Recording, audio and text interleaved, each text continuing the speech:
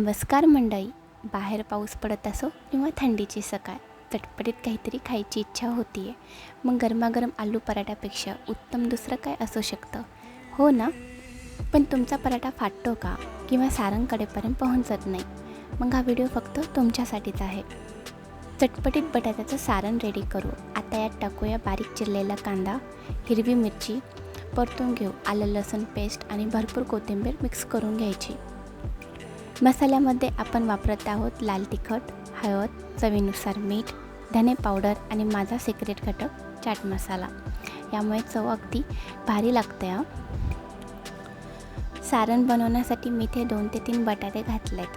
मी ते हिरवे वाटाणे पण मॅश करते जेणेकरून ते पराठ्यातून बाहेर येणार नाहीत. मी हे गव्हाचं पीठ मळून आधीच 15 मिनटं सेट व्हायला ठेवलं होतं. पिठाची एक छोटी वाटी तयार करून त्यात सारण भरूया. जसं आपण मोदक वळतो तसंच. याला बंद करायचं आणि जास्तीचं पीठ काढून टाकायचं. आता बघा आपली आजची सर्वात महत्त्वाची स्टेप. मी ते एक ट्रान्सपरंट शीट वापरत आहे.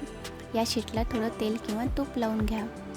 यामुळे काय होतं की आपण कितीही मऊ पराठा लाटला तरी तो खाली चिटकणार नाही. पिठाच्या गोळ्यात सारण भरून या शीटवर ठेवा आणि हलक्या हाताने लाटा.